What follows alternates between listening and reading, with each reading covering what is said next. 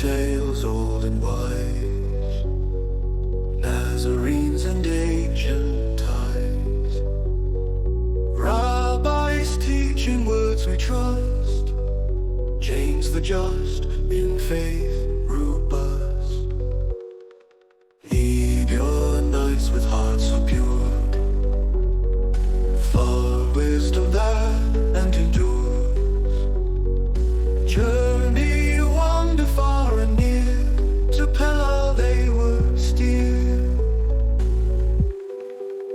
Remember us, we found a seed in the light of oral dreams, not forgotten, lost in time, echoes through the ancient. Welcome back, my favorite Tzaddikim and Hasidim. Hope you're all not just doing well this week, but doing mighty fine. Thought we'd change it up a little bit. Hope you're doing mighty fine this week. And in today's episode, we are discussing the topic of the Nazarene-Ebionites and the Jewish rabbis. What did the earliest Jewish followers of Jesus think about the Pharisees, the Talmud, and rabbinic Judaism? Now, we are presupposing that if you're watching this video, that you probably have an interest in early, quote-unquote, Jewish Christianity, otherwise called Messianic Judaism, Nazarene Judaism, Nazarut, Ebionism, Ebionut, or if you're like me, you'd be saying Ebionis, but that sounds a little silly, given that these people existed 2,000 years ago. But regardless, you probably have an interest in the Nazarene-Ebionites. Now, why am I calling them the Nazarene-Ebionites? Well, because according to ancient sources, the Nazarenes, the name Nazarene, was simply the name given to all Jewish followers of Jesus. And who were the Ebionites? Well, it comes from the Hebrew word Evionim, or Ebionim, which means simply the poor ones. So who were the Nazarene-Ebionites? They were the materially poor Jewish followers of Jesus, specifically those who lived in Jerusalem. So this lecture kind of presupposes, here's our second presupposition here, it kind of presupposes that you already have some idea who the Nazarenes were, or the Ebionites were. Now, for our purposes in this video, we are saying that this one single group, the Nazarene-Ebionites, is a unitary sect. Now, granted, there are other offshoots. There's the Alkasites, there's the Nazarenes of the 4th century. There's various quote-unquote Judeo-Christian groups, or Jewish Christian groups. But when we use this word Nazarene-Ebionites, we're referring to all Jewish followers of Jesus roughly 2,000 years ago, who continued to keep the Torah and yet had some kind of faith or allegiance to Yeshua of Nazareth. So, without further ado, let's get into our topic and discuss some early accounts. Now, according to Epiphanius of Salamis, we find in his book the Panarion, which basically means the medicine chest, right? He saw himself as the doctor to cure all the heresies in the world. Ooh, scary heresies. Oh, the scaresies. Anyways, his book, the Panarion, was written basically to remedy all of these scaresies, these scary heresies. And so he writes about the Nazarenes. He says, but these sectarians, oh no, sectarians, they did not call themselves Christians, but Notzlim, Nazarenes. However, they're simply complete Jews. Now, this is important because, unfortunately, the Messianic world today will say, oh, they're simply complete Jews, right? They're full. They're made whole. Well, when you read the Greek of this account, it doesn't actually mean that. It means they are simply complete Jews, right? They're total Jews. They're nothing but Jews. They're just, it's like calling somebody a complete idiot, right? It means they're totally an idiot, right? They're simply totally, in this case, the Nazarenes were just simply complete Jews, right? Emphasis on the Jews, not the complete. Emphasis on the Jews, right? They're simply complete Jews. They use not only the New Testament, but the Old Testament as well, as the Jews do. Now, here's the very interesting point that Epiphanius from the 4th century makes. He says they have no different ideas. Well, that's interesting, because many people nowadays will tell us that the early Nazarenes, or the Ebionites, that the early Messianic churches, that they had lots of different ideas that were different than the normative rabbinic Jews of their own generation, of their time. For example, it's taught that they were against the rabbis, that they were against the oral law, that they hated the Pharisees, that the Pharisees were their arch nemesis, and that they couldn't be any more different from them. Even though in the New Testament we find various passages which disagree, passages which we will be getting into. But continuing with this passage from Epiphanius' Panarion, he says they have no different ideas. Right? Compared to all the rabbinic Jews, they have no different ideas, but confess everything exactly as the law proclaims it, and in the Jewish manner. They don't just follow the Torah however they want. They don't just reinvent the wheel. They don't just make it up as they go. They don't try to do anything new. Right? There's that video that probably most of us are familiar with, that church released this video with a kid, where the kid's like, God is doing a new thing. God is doing a new thing, you know he's doing it. Well, the Nazarenes didn't believe that God was doing a new thing, right? They believed that God was doing a really old thing. It was God Classic. You're listening to 89.5 God Classic. And this is basically how they viewed the Torah, as something so reliable, so old, right? Because old things are reliable. If they're old and they still survive today, then they were considered reliable throughout history, and especially to the ancients. And that's one reason why the Romans respected Judaism, even though they really strongly disagreed with it theologically, because they saw it as an ancient religion, and therefore a very respectable religion. The reason why they didn't like the Christians is because they were a very new religion, and it's like, oh, you guys are the new kids on the block. What are you even doing here? So let's remember, according to Epiphanius, who lived at the end of the 300s, he says that the Jewish followers of Jesus have no different ideas, but confess everything exactly as the Torah proclaims it, and in the Jewish manner. And these two phrases are very important. They have no different ideas, and they keep Torah in the Jewish manner. They don't do it in some new Nazarene manner. They don't try to make things up as they go. They do it in the Jewish manner. So, however, the rabbi in the local Orthodox shul at the time, the local synagogue in those days, the Nazarenes would be following the Torah exactly how their normative Jewish compatriots would be doing it, right? According to Epiphanius. So either we can trust him, or we can say, oh no, he's totally wrong. But let's consider that Epiphanius was criticizing them for this fact. He says, because they're doing it like this, because they're following the rabbis, because they have no different ideas, they're heretics. Just think, if they weren't like this, why would he be bringing this up as an excuse to declare them as heretics?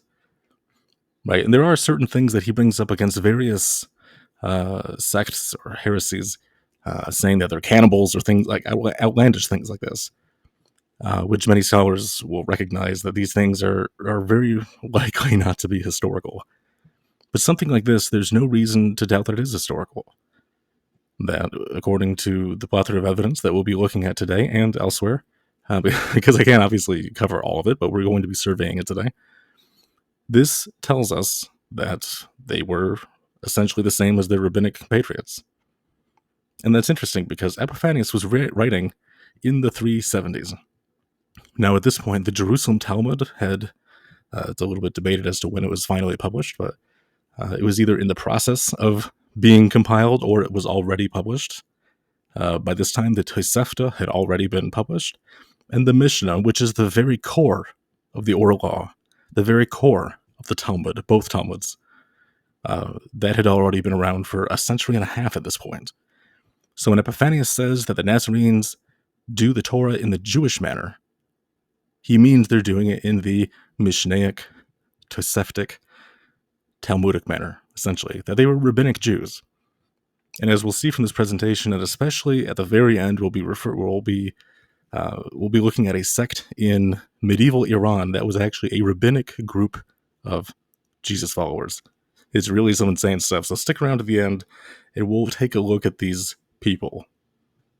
And I'm not going to tell you who they are, so you have to watch the end. All right, so let's look at, let's survey some sources from the Gospels here. So let's begin in John chapter 1. Right? This is one of many people's favorite Gospels, so why not start with that one? So we find a very familiar passage where the Pharisees come from Jerusalem, and they're speaking to John the Baptizer, and he begins having this conversation with them, and he makes a very peculiar remark. Let's pay attention. Now, John chapter 1, verses 24 through 28, the text says, "Now the Pharisees," who was it again? The Sadducees? No, the Pharisees. Was it the Republicans or Democrats? No, the Pharisees. Was it the Baptists, Presbyterians, the Methodists? Nope, still the Pharisees. Now the Pharisees who had been sent questioned him, questioning John, saying, "Why then do you baptize if you're not the Messiah, nor Eliyahu Navi," right, Elijah, "nor the prophet?" "I baptize with water," John replied, "but among you stands one who you do not know yet. He is the one who comes after me, who the straps of his sandals I'm not even worthy to untie." This all happened at Bethany on the other side of the Jordan where John was baptizing. Now this is important. It says, John replied, "But among you stands," who? "The guy whose sandals I'm not even worthy of untying. Like, I'm not even meritorious enough to untie his dirty shoes." Now, who is this referring to? Obviously, it's Jesus, okay? So John's saying, among you stands Jesus, right? Who's the you? You go back, 2 verses? It says, "Now the Pharisees who had been sent and questioned him," John the Baptizer, saying, "How come you're doing all this baptizing if you're not these 3 guys?" And John says, "Look, I baptize with water, but among you stands the Jesus." Among who? Among Republicans, Democrats, Baptists, Presbyterians, Methodists. Among the Pharisees, right?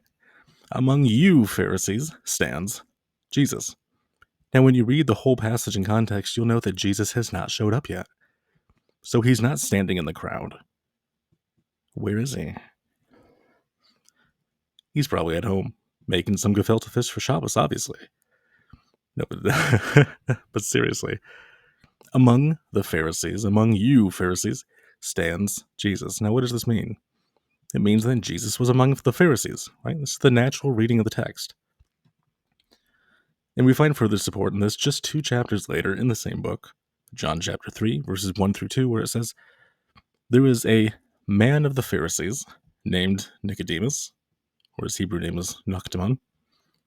"Nicodemus, a ruler of the Jews, the same came to Jesus by night and said unto him, Rabbi, we know that you are a teacher sent from God." Now hold on, who's we? Is it Nicodemus, who is a man of the Baptists? A man of the Reform Jews? A man of the Methodists? No, it was Nicodemus, a man of the Pharisees. Right? So he's with the Pharisees. That's his group. Nicodemus's group is the Pharisees. Now Nicodemus, who's a man of the Pharisees, he comes to Jesus and says, "We know that you are sent from God." Who's we?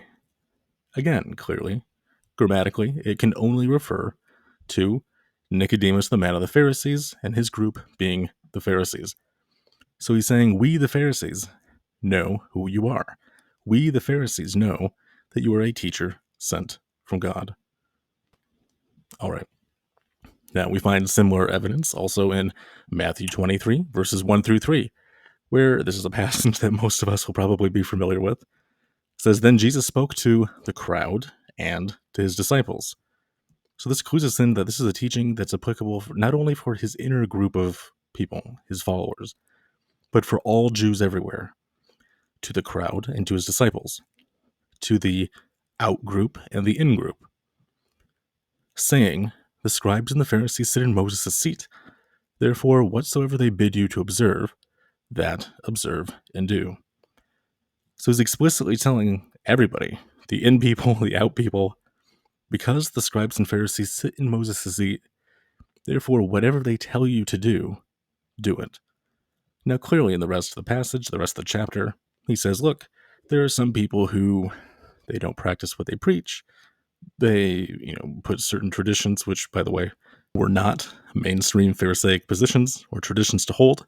In fact, some of these traditions that Jesus criticizes, these things were also criticized in the Talmud. So if you're criticizing them along with Jesus, you're also criticizing these practices along with the rabbis. You agree with the rabbis. You're an agreeer and you didn't even know it. Might have been a poet and didn't even know it either. But so also in the non-canonical Gospel of Philip, chapter 47, we find a very interesting passage which, to most fully explain it, we would have to get into a Syriac lesson. Now, for those who don't know, Syriac is basically Aramaic. And so in this passage, the author of the Gospel of Philip, which, curiously enough, the book doesn't claim to be by Philip. Just Philip is the only apostle mentioned by name. That's actually the reason why it's called that. So, but in this document, it says, speaking of Jesus, he is called in Syriac Pharisatha, which, curiously enough, is the Aramaic word for Pharisee. So in the Gospel of Philip, Jesus is explicitly called a Pharisee. Now, elsewhere in the Gospels, we find that a lot of the things that Jesus and his group are experiencing were also the same way that the Pharisees themselves were being treated.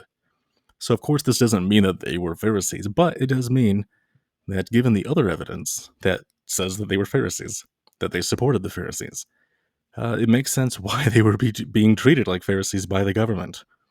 So let's look at a few passages both in Josephus and in the Gospels. In Josephus' Antiquities of the Jews, he says, the sect of the Pharisees who were in a capacity of opposing kings. Woo!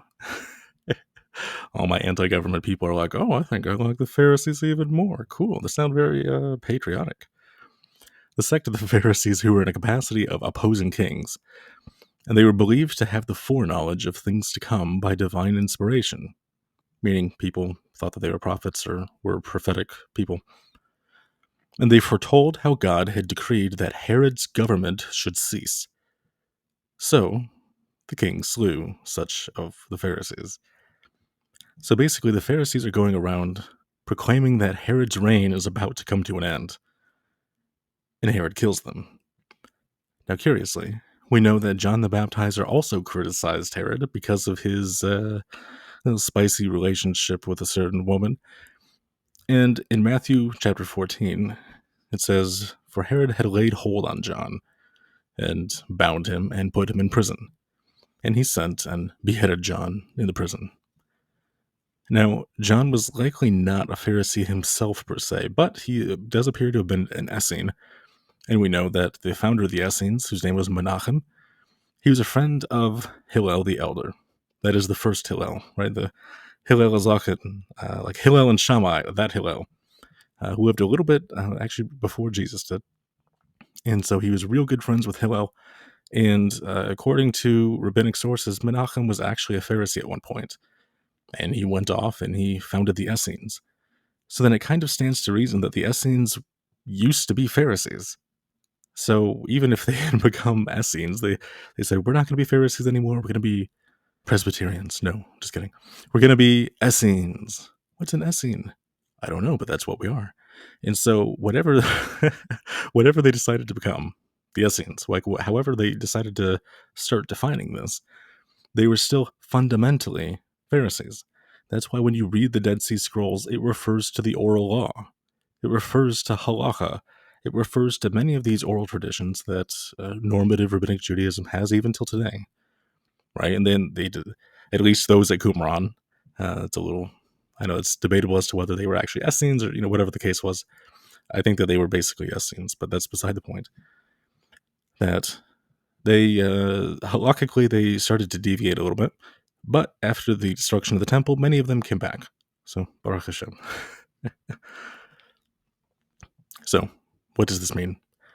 That means that in the mid to late lifespan of the Essenes, or Qumranites, which was the time that John was part of their group, was influenced by their group, working for their group, however we want to look at that, he would have been at least partially Phariseized.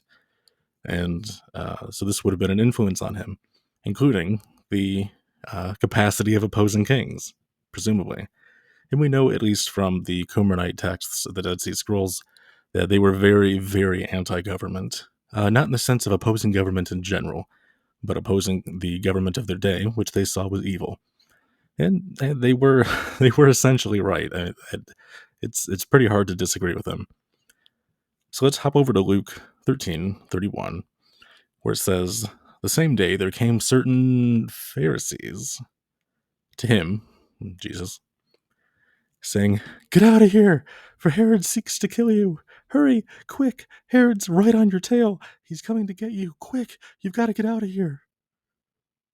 Right? Why were they doing this, if not because they feared that Herod would get him? If they really wanted Herod to get him, they wouldn't have told Jesus, right? We have the example of Judas Iscariot. He didn't warn Jesus that the Sadducees were coming to get him, right? He went behind Jesus' back. He informed to the high priest, who's a Sadducee, and then they came and got him covertly, right? But these Pharisees, they come to Jesus in the middle of the day, warning him, "Hurry, you've got to get out of here. They're coming to get you." Right? Why? Because they were protecting one of their own. Now, again, quickly hopping over to Acts, we find that there's a suspicious amount of Pharisaic support for the Nazarenes, and Sadducean harassment to the Nazarenes, Sadducean opposition to the Nazarenes. And remember that Sadducees were the ones who denied the existence of angels, they denied the resurrection, and, curiously, they denied the existence of an oral law. Now we find that in Acts chapter 5, it's the Sadducees who arrest the disciples, but it's the Pharisees who not only defend them, not only release them, but actually they pass an edict, they pass a law saying that they're not allowed to harass the Nazarenes anymore. And then we'll see that the Sadducees still do it in violation of what the Pharisees just declared, right? Because the Sadducees aren't going to listen to the Pharisees. They hate their guts. I mean, come on, let's be real. So let's read through this passage, and we'll point out a few important points. When they had heard this, they were furious and wanted to put them to death. But a Pharisee named Gamaliel, this is, by the way, the grandson of Hillel, a Pharisee named Gamaliel, a teacher of the Torah who was honored by all the people, stood up in the Sanhedrin and ordered that the men be put outside for a little while. Then he addressed the Sanhedrin. He says, skipping a few verses, he says, "Therefore, in the present case, I advise you, leave these men alone. Let them go. For if their purpose or activity is of human origin, it will fail. But if it is from God, you will not be able to stop these men. You only find yourselves fighting against God." His speech persuaded them, and they, the Sadducees, called the apostles in and had them flogged. Apparently, they weren't very strongly persuaded, or they were very easily persuaded in and then persuaded out. And then they ordered them not to speak in the name of Jesus and let them go. Do you notice what just happened? Gamaliel says, "Leave these men alone, let them go." Beating them is not leaving them alone.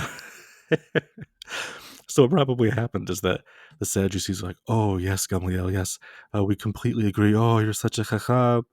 You're such a great tzaddik. Oh, of course we're going to listen to you."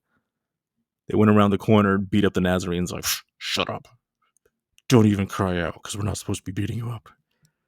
But we want to stick it to you a little bit more, and then we'll let you go." And then they let them out, and Peter and John are walking around with bruised eyes and bruised arms and legs, and someone's got a limp, and someone else has plantar fasciitis, or I don't know, something. They're in rough shape either way. So we find a kind of a similar example later on in Acts. This is many chapters later, where Paul claims he received letters from the Sadducean high priest to go to Damascus and persecute the Nazarenes. Now, what's curious is that while Paul claims to be a Pharisee, It's possible that maybe he was a zealot, because we know that the zealots did persecute other Jews. Not necessarily because they disagreed with him, but because some of these other people were simply not radical enough. And so if he wanted permission to beat his, not even opponents, but to beat his brethren, then he apparently needed letters from the high priest giving him permission. It's kind of like if somebody, I hate to use a political example because there's not really any good correlation here, but let's say the Greens and the Purples, right? That's not the two parties in America, at least. So you have a really radical purple, and he goes to the Green government, and he says, Green government, please give me permission to go persecute the moderate purples. And the Greens are like, well, we hate your guts anyways. I guess, sure, have at it. And so I think that this just goes to show that it wasn't the Pharisees who hated the Nazarenes. It was the Sadducees. It was the anti-oral law people who hated the Nazarenes. And it was the pro-oral law people that were constantly defending them and sticking up for them, really. And I forgot to include this in the slide here, but this also goes back to when Paul himself is standing before the Sanhedrin. And it says something like, perceiving that a part of them were Pharisees, part of them were Sadducees, he said, I am a Pharisee, the son of Pharisees. About the resurrection of the dead, I am being put on trial. Right? Something like that. And the Pharisees say, this man is innocent. There's nothing wrong with him. Maybe an angel told him this. Who are we to judge? And of course, the Sadducees are rolling their eyes, and they're like, what a joke. We just saw this guy 2 days ago, and now he's in here, Yeah, he had a come to Jesus moment, and Paul's like, yes, literally. So, but again, even in that instance, we find that the Pharisees are constantly defending the Nazarenes, and the Sadducees are their enemies. This also kind of brings up an interesting point where in the New Testament, we find that only good Pharisees are ever given by name, and bad Pharisees are never named. And yet bad Sadducees are named, and good Sadducees are not. And it's a bit of a technicality because there's never any good Sadducees mentioned, so it's not totally fair. But no, I think this is interesting because according to Jewish law, rabbinic halakha, if you embarrass somebody, that's akin to murdering them. Now, this is Jew-on-Jew embarrassment here. It is a little bit different outside of that context, although a lot of the same principles are still at play. First of all, we shouldn't be embarrassing anybody, right? Because embarrassment is akin to death. It's like ego death. And that's why the good Pharisees are always named, right? They get credit for the good that they're doing. But the bad ones, it's like, you know what? We're going to leave their names out of this. They're still our brothers. They're still our friends. They're still our compatriots. They're still our fellow Jews. So, yeah, they're wrong about, this one particular issue. They're right about everything else, but about this one issue, they happen to be mistaken. And even if they're, harassing us or, giving us trouble or whatever, calling us names, excluding us from the synagogues or whatever the reason, or whatever they're doing, we can't name names and say, oh, he's the bad guy. Oh, he's the one responsible. Because that's akin to committing murder. And while this principle is not being explicitly mentioned, it is being alluded to, in my perspective. If you don't agree with that, well, you're a heretic. I'm just kidding. You're welcome to believe as you wish.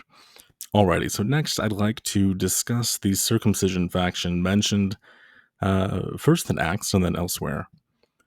So in Acts, we find that there's this circumcision party. Woohoo, party on! Just kidding. That's not the same kind of party. The circumcision faction or sect. And these are the people saying that you have to convert to Judaism in order to be saved, in order to be a proper follower of Yeshua, etc. And so in Acts chapter 15, we read, certain people came down from Judea to Antioch. So they're going from Israel north into Syria, right? Imagine this in your minds. Certain people came down from Judea to Antioch and were teaching the believers, unless you are circumcised according to the custom taught by Moses, you cannot be saved. And then some of the believers who belonged to the party of the Pharisees stood up and said, "The Gentiles must be circumcised and required to keep the law of Moses."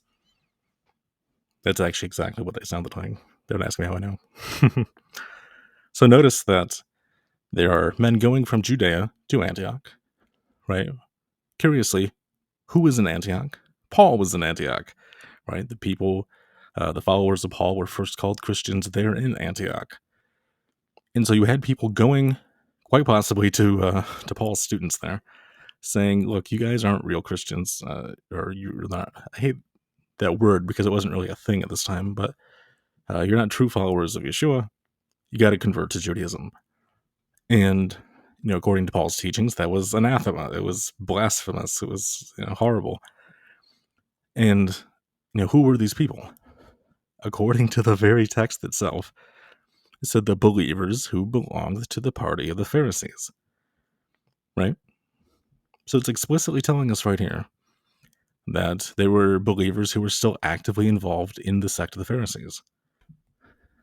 Now, Paul talks about some of these people, and he includes us in he gives us a little bit of insight. So remember, these are the Pharisaic believers in Yeshua. They went from Judea to Antioch. Now remember, in Galatians chapter 2, it says that Paul withstood Peter to his face. Where? In Antioch, right? So Paul's withstanding Peter to his face in Antioch. Why? Because when the Pharisees came to town, then Paul had a frown, because Peter was not eating with the Gentiles, and he was influenced by the circumcision party, which were of the Pharisees. But Paul said that they were certain men from James. Well, wait, what? Certain men from James? James who? Well, this is James the Just, obviously. He's the only James mentioned in Acts, I think, other than the James the Lesser, I think is what he's sometimes called, who was murdered very early on. But the other James, this is James the Just, who is the leader of all of the Nazarenes, and especially the Ebionites in Jerusalem. This is the James that's being talked about. And so, where was James in those days? Well, he was living in Jerusalem. He lived there for the vast majority of his life, actually, for decades. And so, where is Jerusalem? Well, it's the capital of Judea. Interesting. All right, so there's Pharisees coming from Judea to Antioch, trying to convert the Gentile believers to Judaism. In Galatians 2, it says certain men came from James, as we know, who was in Jerusalem, which is in Judea. So there are certain men they're being sent by James the Just, who is in Judea. And these guys are also coming to Antioch. How curious. And what are they doing? It says, "For before certain men came from James, he," that is Peter, "he used to eat with the Gentiles, but when they arrived, he began to draw back and to separate himself." Now guess what separate is in Hebrew? It's the word perush, which, again, is the root word for Pharisee, right? This is why it pays to know some Hebrew, doesn't it? So he began to perush himself from the Gentiles because he revered those who belonged to the circumcision faction. Oh, well, now we meet our old friends, the Pharisees, who were having a circumcision party. And who are these people? Again, according to Acts 15, they were the ones saying that people had to convert to Judaism in order to be a full follower of Yeshua. And who are these people? They were the believers who belonged to the party of the Pharisees. And it says right here that Peter revered them. Now, some of your biased Christian translations will say that he was afraid of them. Oh no, Paul, I really would agree with you. Gee willikers, I'm just so frightened by the Pharisee party. We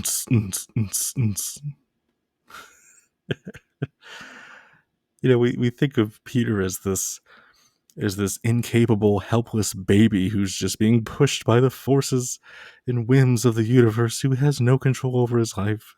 And Paul is the hero who has a backbone and stands against the circumcisers who love to have circumcision parties, right? But this is really not the case, is that Peter revered, he had a healthy fear or a respect, an awe, uh, a reverence for the Pharisees. Why? Because his master, Yeshua, told him to obey the Pharisees. Duh. Excuse the duh, but I think it's well warranted in this case. Why? Because if Jesus says, Peter, he looks him dead in the eyeballs. He says, Peter, you listen to me. Peter's like, why are you so stern? He's like, sorry. Peter, look at me. Look at my eyes. Pay attention, okay? I want you. Yes, Jesus. I want you to. Jesus, anything, tell me. I want you to obey the Pharisees and do everything that they tell you to do. Oh, yeah, absolutely, sure. Yes, Jesus, whatever you say. So then when the Pharisees come to town, they come to Antioch, and they say, Peter, what are you doing? Do you forget that you were Jewish? Or like, what's going on here? And Peter's like, sorry. Like, I don't know what he said, of course, but, he changes his mind. Or maybe, and this is my personal opinion, I think that Peter had converted some of the Gentiles, was eating with them, but Paul didn't accept the conversions, which would definitely be problematic for them. Because you see in the Clementine Homilies, which was a Nazarene-Ebionite text from the late 3rd century, early 4th century, we're not exactly sure when it was written, but sometime between roughly the 280s to 320s, roughly. And in these homilies, it says that Peter went around and converted Gentiles, and he refused to eat with them until they converted. And then when one of these Gentiles, particularly, he's called Clement of Rome, or just Clement, when Clement converted, he explicitly commanded by Peter that he was not allowed to eat with his own brothers or mother because they were not Jewish. And so then they all converted, and then they all had a meal. And this just goes to show that, at least in the Ebionite view, the Nazarene view, that the whole eating the Gentiles thing, they had a different view of it than Paul did. So it's quite possible that Paul did not actually accept the conversions of people like Clement and others, whereas Peter converted them and obviously did accept their conversions. It's also possible that Peter didn't let Paul know that he had converted them. Paul kind of just spied him from afar and then started judging him from afar. So there's lots of different variables in this situation. We don't have all the details. We don't have all the facts. So we should really try to avoid making any judgments about the situation or about the people involved. And we should try to only stick with what we know for a fact, at least what's mentioned in the story and what's mentioned in our sources. So I'd like now to get into a case study, particularly about Jesus' burial. So we know that Jesus was buried by a Pharisaic Sanhedrin member, that is Joseph of Arimathea, and a Pharisaic teacher, that is Nicodemus, or Noctimon, as he's called in the Talmud. Did you know that Nicodemus is mentioned in the Talmud? Yes. Probably didn't know that, did you? But if you did, then Mazel Tov, Shkoyach, everything to you. It's actually the proper word would be Shkoyach. More power to you. So, Jesus was buried by 2 Pharisees. And here are all the texts that discuss that particular topic. We're not going to be reading those right now, but you are more than welcome to do your own reading, and I highly recommend it. So, this is one of the main points that I'd like to discuss, is this issue of the disciples following the halacha for Shabbos, the Sabbath. So in Luke chapter 23, and beginning in verse 54, we read, "That day was the preparation day, and the Sabbath drew near. And the women also, which came with him from Galilee, followed behind, and saw the sepulchre and how the body was laid. And they returned and prepared spices and perfumes, and rested the Sabbath day, according to the commandment." Now, it's interesting, in Jewish tradition, men and women do not go to the grave of a deceased person together. Rather, the men go in their group, the women go in their group. And we find that even 2,000 years ago, it says that Joseph of Arimathea and Nicodemus in other words, the men, they went and buried Jesus. And then what does it say? The women also, which came with him from Galilee, followed behind, meaning that they were in their own group. They didn't go with Joseph and Nicodemus. They followed behind, right? There was the Pharisaic male group and the female group following behind. Now, this doesn't necessarily have to be the order. Women can always go first and the men can go afterwards. This is just the way that it's presented here in this particular passage. But what I really wanted to discuss in this passage is what the women are said to do. And it says, the women, and they returned and prepared spices and perfumes and rested the Sabbath day according to the commandment. Now, what does preparing spices and perfumes have to do with keeping the Sabbath according to the commandment? Well, from a rabbinic perspective, that means that they prepared spices and perfumes and rested on the Sabbath according to the halacha, right? Curiously, we find that this is 100% in accordance with Mishnaic law, which is like pre-Talmudic law. Remember, the Mishnah is the core of both the Talmudim, the Jerusalem Talmud and the Talmud Bavli, the Babylonian Talmud. Now, in Mishnah Tractate Shabbos 6:3, it says, a woman, oh, how relevant, we're talking about women. A woman may not go out with a needle that has an eye, or with a ring that bears a seal, meaning a signet ring, or with a cochlea brooch, or with a spice box, or with a perfume flask. Oh, I'm so shocked. Because that's exactly what's mentioned in Luke, right? They prepared spices and perfumes, and then they rested on the Sabbath. Why? They're not going to be carrying these things on the Sabbath. They're not going to be making these things on the Sabbath. So in accordance with the rabbinic perspective of Rabbi Meir, they were following this interpretation. Now, it's curious. Let's keep reading, and I'll point out something which I personally find quite curious. It says, if she went out bearing these things, she is liable to a sin offering. So says Rabbi Meir. Right, so everything that we just read was according to the halakhic opinion of Rabbi Meir.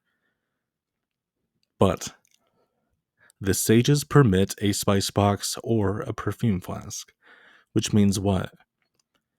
The women were being extra stringent. The rabbis allowed them to carry these things around with them. But according to Luke, they did everything before Shabbat, and then it says after Shabbat, then they went to the grave, right? I didn't include it in this passage here, but if you just keep reading, you'll see after Shabbat, they went to the grave, right? I feel like this is pretty common knowledge. So if they're preparing spices and perfumes, and then they go to the grave later, what does that mean? They weren't carrying them on Shabbat, right? Which means what? That Rabbi Meir's opinion that a woman should not go out of the house with a spice box or with a perfume flask, right? You can't leave the house with spices and perfumes. That this was the strict opinion, right? The rabbis, Chazal, the Jewish sages, the Talmudic sages, they permitted women to leave the house with these things, right? It has nothing to do with women leaving the house, by the way. It's about going from a private domain to a public domain. This is a very intricate part of halacha, which we're not going to get into right now. I have a hard enough time understanding some of the details of it myself, so it's quite complicated stuff. But needless to say, Rabbi Meir says, no, we have to be stricter. And, curiously, this is something that the Nazarenes, at least the Nazarene women, to be a little bit more specific, that they were abiding by. So it's really a beautiful thing that Rabbi Meir, who, if I remember chronologically, he came a little bit after the Nazarenes, so he came in the later first century, again, if I remember clearly. But still, this opinion would have still been floating around, and then, was documented later in the Mishnah. With that said, we find that the Nazarenes were actually being stricter than the rest of the rabbinic Jews. Now, this is completely in tune with what Jesus says when he says, let your righteousness surpass that of the Pharisees. I think that this is in Matthew chapter 5, right? The verse 20 or 21, thereabout. Let your righteousness surpass the scribes, that of the Pharisees. And this is exactly what the women were doing, right? They were being extra cautious, right? Now, they could have gotten away, quote unquote, with more, but they chose not to. They chose to be a little bit stricter. Now, according to a very, very early source from Hegesippus, who himself was a Nazarene, by the way. Now, this is recorded in Eusebius's Ecclesiastical History, but it was originally from a book written by Hegesippus. And Hegesippus states that many of the Pharisees actually really respected, you might even say revered, James the Just. Now, if we remember, James was the leader of the Nazarenes, particularly the Nazarene-Ebionites who lived in Jerusalem, right? Like that was Jesus Movement HQ. This is where it was all going on. That was the leadership base. So Hegesippus, who, remember, he himself was a Nazarene, he says, so when many, even of the ruling class, believed, there was a commotion among the Jews and scribes and Pharisees, who said, if this continues a little more, we shall have all the people looking for Jesus as the Messiah. And they, again, who's they? The Jews, the scribes, and Pharisees. Now, of course, the scribes and Pharisees are Jews, but when it says Jews, it's likely referring to, and many scholars will agree with me on this, it's likely referring to a certain class in Jerusalem. Probably the ruling class, it's a little bit unclear, but it's referring to like the Jerusalemites and then the people living near Jerusalem. So basically the Judeans. So some of the Judeans, which included the scribes and Pharisees, some of them anyway, they came. Who? The Baptists? The Presbyterians? Who? They. No, scribes and Pharisees. In a group to James. They came to James and said, for we will all listen to your persuasion. Huh? Wait, the scribes and Pharisees are saying we're all going to listen to James the Just? What? We'll all listen to your persuasion, since we, again, the scribes and Pharisees, as well as all the people, bear testimony that you are righteous and show partiality to none. Do any of you know the word for righteous, right? I call you people, I apologize, but you're wonderful people. Do you know the word for righteous? It's Tzaddik, right? Welcome back, my favorite Tzaddikim, right? My righteous people. Righteous people, that's what Tzaddikim are. The Pharisees and the scribes, they came to James and they said, we will all listen to your persuasion, since we, as well as all the people, bear testimony that you are a tzaddik, and you show partiality to none. The Pharisees considered James righteous, right? Why would they consider him righteous if he was transgressing the oral law? Think about this. If he was constantly contradicting the very foundation of their sectarian belief, you might call it. If he was violating the oral law at every turn, why would they call him righteous? It makes no sense. Which then implies that James was a Pharisee. And this goes in accordance with what Paul says in Galatians 2, where it says men from James, right, the circumcision party, which according to Acts 15, they were Pharisees who believed. The Pharisees who believed, the circumcision party, the circumcision faction, came from James. What does that mean? James sent them. He was their boss. James was the boss of the Pharisees who believed. Which means what? He was a Pharisee. Because again, why would the Pharisees be listening to anybody who wasn't a Pharisee? It doesn't make any sense. We also find that Paul himself claims to be a Pharisee. He says, men and brethren, I am a Pharisee, the son of a Pharisee, the hope of the resurrection of the dead, I am called in question. And there arose a great cry, and the scribes that were of the Pharisees' part arose and strove, saying, we find no evil in this man. If a spirit or an angel has spoken to him, let us not fight against God. Right? Again, the Pharisees are coming to the defense of their own. The Nazarenes were fundamentally a movement, a sect, a a persuasion, a phenomenon within Phariseeism. In Acts 26, again, he says, I lived after the truest sect of our religion, a Pharisee. Paul of Tarsus is calling the Pharisees the truest sect of our religion. Think about that. He doesn't even call his own group, the Nazarenes, the truest sect. He says the Pharisees are. Why? Because he's including himself in the group. Because the Nazarenes were a part of the Pharisees. That's why. And even in Philippians, he says, I'm circumcised on the 8th day. I'm of the people of Israel. I am of the tribe of Benjamin. I am a Hebrew of Hebrews. In regard to the Torah, I am a Pharisee. As for zeal, I was persecuting the church. And as for righteousness based on the Torah, I am faultless. Right? We find two things from this. That Paul the Pharisee calls himself faultless. Right? Well, if it's wrong to be a Pharisee, you wouldn't be faultless, would you?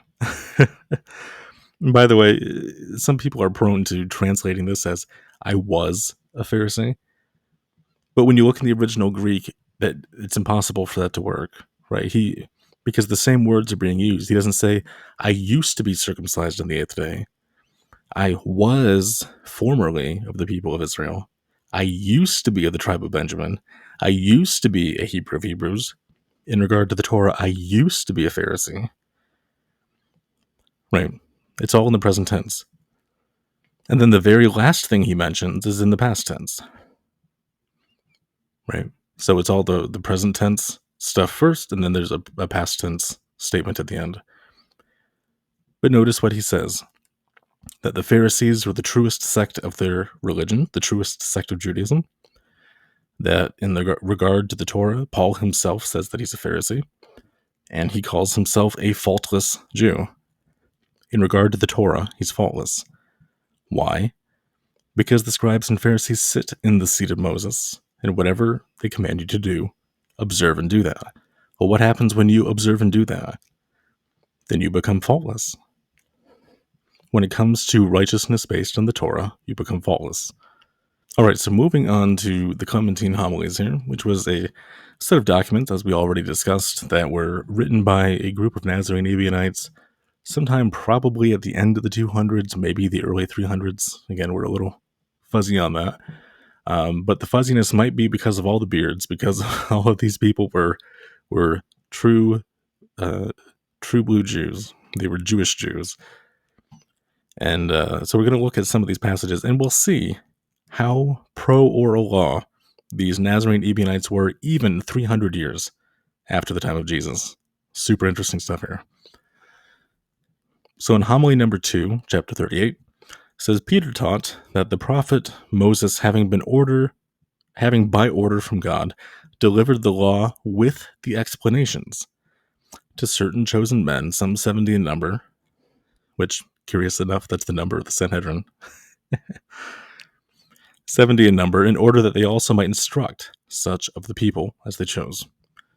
So Peter's mentioning that God gave the Torah along with the explanations so that the 70 elders might instruct the people.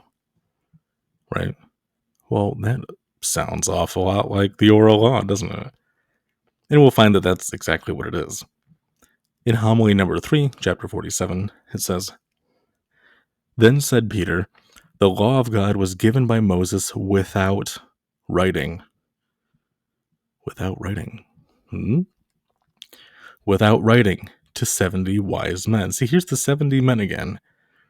So we find that the phrase with the explanations, or the law with the explanations, is parallel to the law, is parallel to the law of God was given by Moses without writing. Right? They're parallel phrases. To be handed down that the government might be carried on by succession. Right? In homily number 3, chapter 51, this is the same homily, by the way, just a different chapter. It says, and his, meaning Jesus's, sending to the scribes and teacher of the existing scriptures, as those who knew the true things of the law, is well known. And also that he, Jesus, said, I have not come to destroy the law. Now, what is this saying? He says that the scribes and teachers of the existing scriptures know the true things of the Torah. And this is why he says, they sit in the seat of Moses, so do everything that they say. The scribes and Pharisees sit in the seat of Moses, so do everything that they say. If you're a Nazarene and you know it, then your walk will surely show it by following the halakha of the scribes and Pharisees. So we find in another chapter, and again, homily number 3, chapter 18, there's so many goodies in homily number 3, it seems. Peter says, I believe it's Peter who's talking here, he says, be not deceived. Our Father, that's referring to the father of just an individual, right? It's like a hypothetical father. Our Father was ignorant of nothing, since, indeed, even the Torah publicly current sends him those desirous of knowledge, saying, ask your Father, and he will tell you, your elders, and they will declare to you. This Father and these elders ought to be inquired of, but you've not inquired of whose time is of the kingdom, and whose is the seat of prophecy, though he himself personally points out, saying, the scribes and the Pharisees sit in Moses' seat, all things that whatever they say to you, hear them. Right. So this is a reference again to Matthew 23, verses 1 through 3. Hear them, he said, as entrusted with the key of the kingdom, which is knowledge, which alone can open the gate of life, through which alone is the entrance to eternal life. But truly, he says, they possess the key. So why does Jesus tell people to follow the scribes and Pharisees and do everything that they tell you to do? Because they possess the keys to the kingdom. This is explicitly stated in the passage. They have the key to the kingdom. And what is the key? It's knowledge. What kind of knowledge? It's the knowledge which alone can open the gate of life. Wait, what? That is eternal life, right? So they have the knowledge of eternal life, through which alone is the entrance to eternal life. Again, I just said this. But truly, he says, they possess the key. Not the church, not messianic pastors, nobody else. It's the scribes and the Pharisees who possess the key. Which then brings us to this whole concept of the seat of Moses. What's the seat of Moses? Now, we know it's not a literal stone seat, because it's mentioned elsewhere in the following way. Again, this is coming from the Clementine Homilies in homily number 3, chapter 70. It says, however, hear your bishop, meaning listen to him. Hear your bishop and do not weary of giving all honor to him. And know that by showing it to him, it is born to Christ, and from Christ it is born to God. And to him who offers it is required manifold. Honor, therefore, the chair of Christ. For you are commanded even to honor the chair of Moses, that although they who occupy it are accounted sinners. So what does this mean? It means that just as again, from this passage anyways, that this would require so much more explanation than what we can offer right now. But needless to say, let's just read the passage and move on from here. You have to listen to your bishop because he stands in place of Jesus, and Jesus stands in place of God. Right? So it's establishing a chain of command, of authority. And he says, now this is the case just as the scribes and Pharisees stand in for Moses, and Moses stands in for God. Right? So he's saying, just as you have to do it with the scribes and Pharisees, you also have to do it with your bishop. Right? So this is showing us that it's not a literal chair. It's not a literal stone Moses seat. Now, there are actual stone seats that have been found in certain synagogues, but calling it the seat of Moses is more of a interpretation. As far as I know, they're never actually carved into the stone. Seat of Moses, right? If it is, then I guess I'm wrong about that, right? I'm more than happy to admit that if I can be shown the evidence. But if you just have a theological interpretation, if you have an opinion, these things are meaningless, because if they're not backed up by facts, they're not backed up by reality, with sources, with archaeological findings, etc. Why should anybody care? Because just as anybody can claim anything, I can claim anything, right? Oh, Jesus was a dolphin. You have to believe me because I said so. Yeah, that's ridiculous. And we have to make sure that we're not giving in to the whims of ridiculousness. So, what is the seat of Moses? And by extension, what's the seat of Christ? These are offices or positions of authority. Moses brought down the Torah to the masses, and every successive quote-unquote Moses likewise delivers the Torah to the masses. And this particular passage, the idea is that these quote-unquote bishops, that they are likewise conveying the teachings of Jesus. Now, this is not talking about the Orthodox and Catholic churches. This is within a specifically Jewish context, which, according to Eusebius, there were kosher Jewish quote-unquote bishops, which, by the way, bishop is not a Hebrew word. The Hebrew word that they'd be using is rabbi. There were 13 Rebbeim of the Nazarene-Ebionites in Jerusalem until the Second Roman Jewish War. And so around the year, I think it's 130 or 135, then after that, that line was cut off, and then Gentiles came in to replace them. It's a long story. We won't get into it now. Needless to say, if you're interested in it, look it up. Or, you know what, maybe we can talk about it in the comments. If you're interested, let's chat there. Now, we're going to look at a few other sources here, again, from Eusebius' Ecclesiastical History, and again, from the Clementine Recognitions this time, which is essentially a younger version, a version that came out much later, by decades, compared to the homilies. But they contain a lot of the same content, and so they're considered kind of twin texts. The homilies came out around 300, the Recognitions came out about 80 years later. So, depending on how you want to count it, 2 or 3 generations. So, in this slide, we're going to be looking at the fact that the Nazarenes were pretty well studied in the oral traditions of the Jews. And again, we know what these oral traditions of the Jews are referring to. Now, according to Eusebius, Hegesippus the Nazarene, again, we're a little familiar with Hegesippus now, he quotes some passage from the Gospel according to the Hebrews, otherwise called Ebionite Matthew, Hebrew Matthew. He mentions other matters as taken from the oral tradition of the Jews. Now again, we find that Hegesippus the Nazarene is quoting things from Jewish tradition. He's a Nazarene. It explicitly says this in the text, right? Now, this passage was actually written down about a half a century before the Recognitions. Eusebius was writing around the 320s, roughly.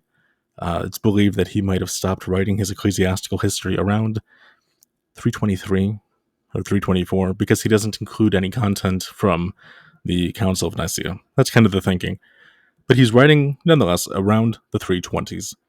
The Clementine Recognitions came out in around 380. So, again, you can do the math. It's about 60 years. And in the Clementine Recognitions, we find this passage where it says, "For so the divine Torah has taught us, handing down a secret injunction, more purely by means of tradition." Wait, is this saying that the Nazarenes believed and taught and accepted Kabbalistic secrets from the oral law? Yeah, they did. It really is that simple. They accepted the Kabbalistic secrets of, I hate this phrase, but everybody will know what I'm talking about. The Kabbalistic secrets of rabbinic Judaism, right? That's the only kind of Judaism that's existed throughout the centuries, by the way.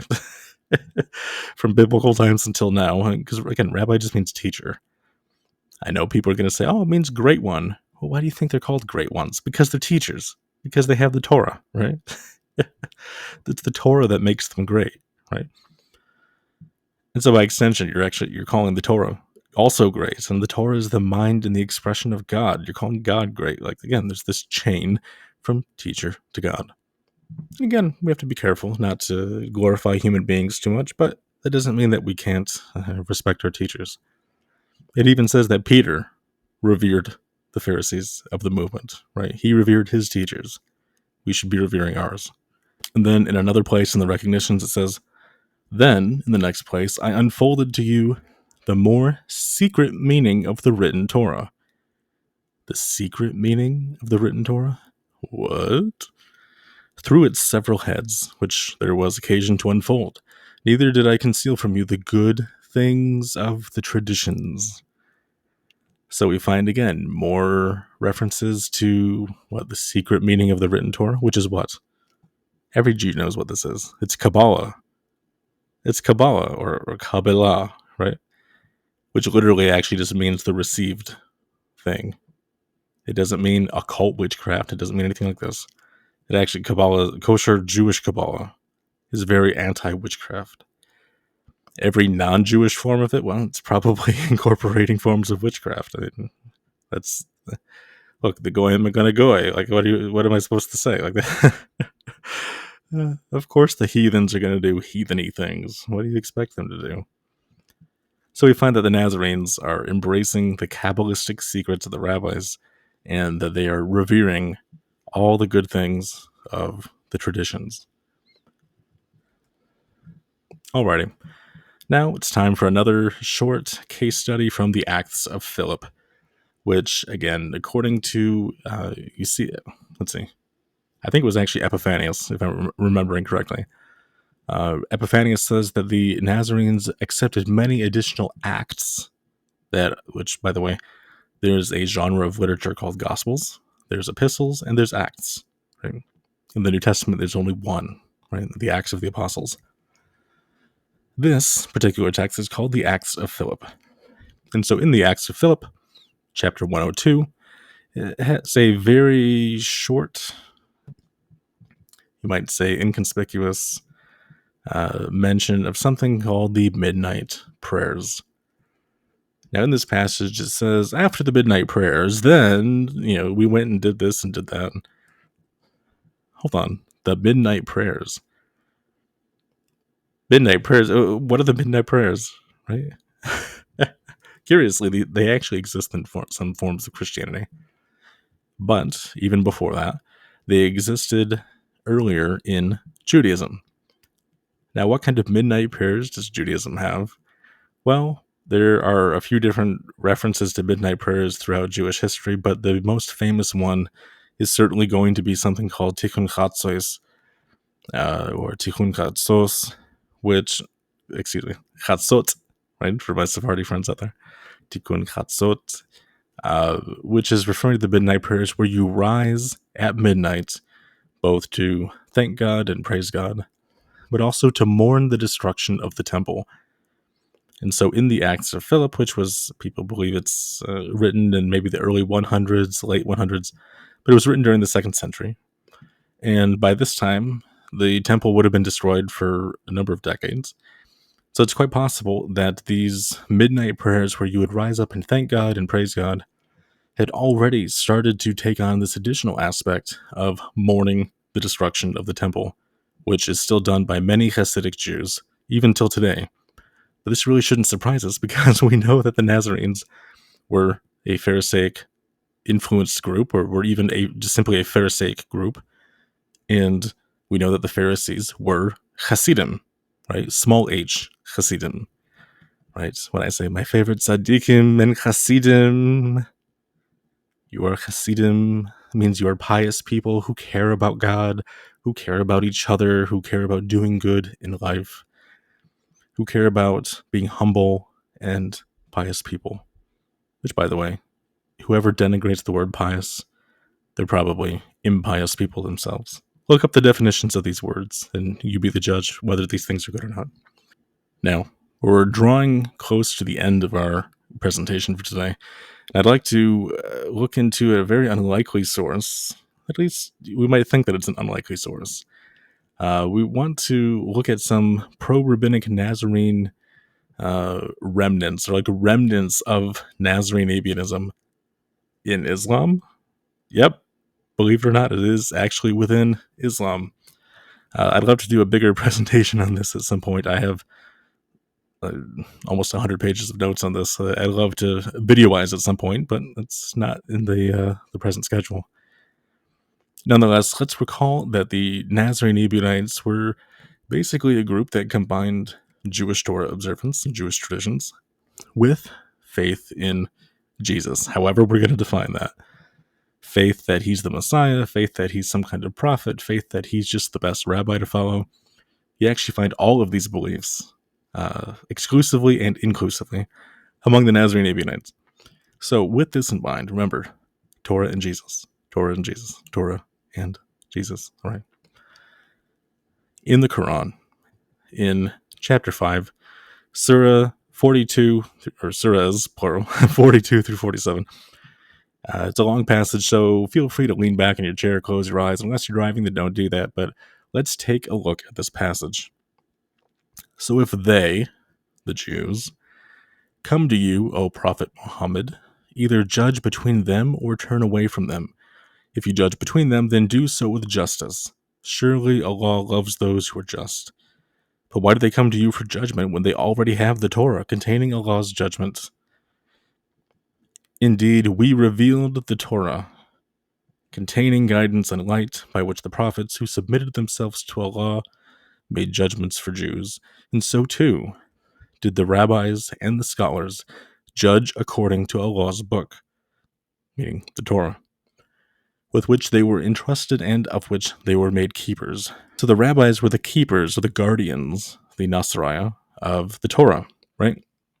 So do not fear the people, fear me, meaning fear Allah, nor trade my revelations for a fleeting gain, and those who do not judge by what Allah has revealed are truly the disbelievers. So if you don't accept the rabbis, according to Islam, if you reject the rabbis, you are considered a disbeliever. This is according to the text. You could look it up for yourself. Go to Quran.org. You're going to find it, right? Then, in the footsteps of the prophets, we sent Jesus, son of Mary, confirming the Torah revealed before him. Before him.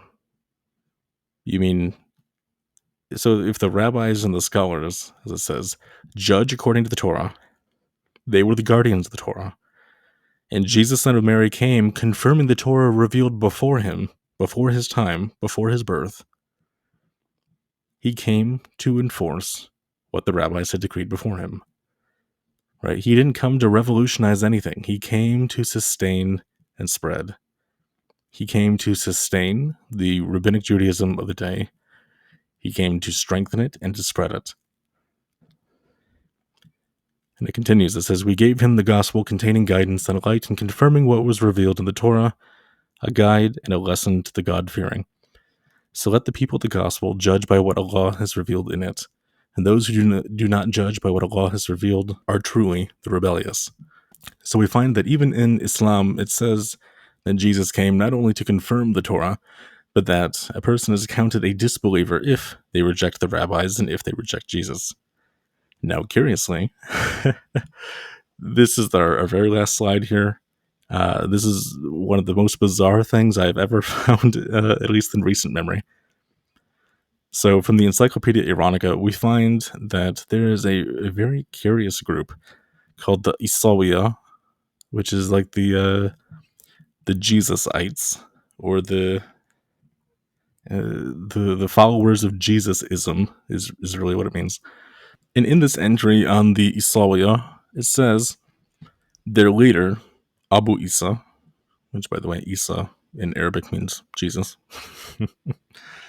This was a guy whose name was apparently somehow linked with Jesus, or maybe he took Jesus' name on for himself.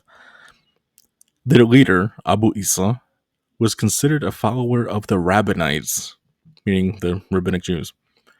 And his following, which continued as a group for several centuries, was considered to be within the fold of normative Judaism.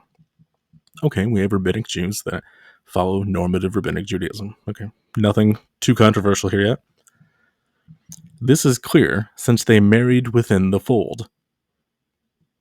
Okay, nothing controversial. You have rabbinic Jews marrying other rabbinic Jews.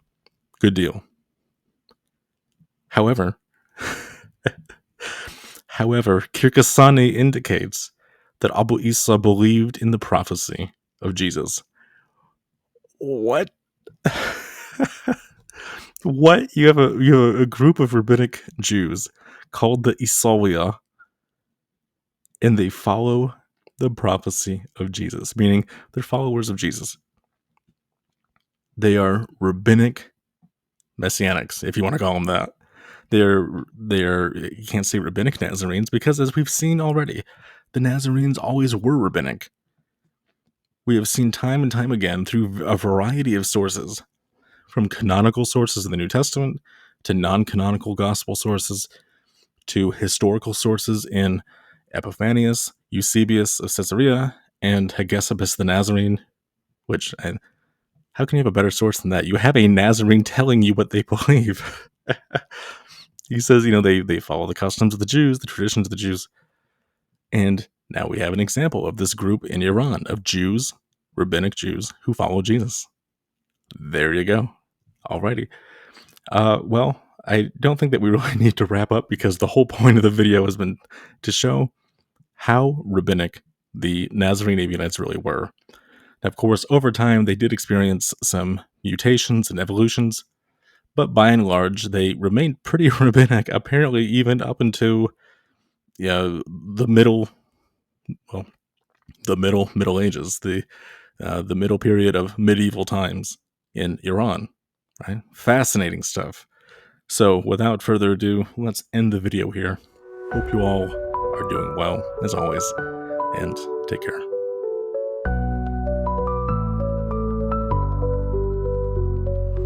Lost in tales old and wise, Nazarenes and ancient times, Rabbis teaching words we trust, James the just in faith robust, Ebionites with hearts so pure, for wisdom that and endures, journey wander far and near, to Pella they would steer. Remember us, we found a seed in the light of our dreams, not forgotten, lost in time, echoes through the ancient lines. Stories pass by candlelight, yesteryear still burning bright, teachings of the overlord holds our spirit with a draw, through the valleys to the peaks, in the silence memory speaks, voices carried in the wind, Nazarene shall rise again. Remember us, we found a seed in the light of our dreams, not forgotten, lost in time, echoes through the ancient lines. The ancient lines, the ancient lines. Through the valleys to the peaks, in the silence memory speaks, voices carried in the wind, Nazarenes shall rise again. Remember us.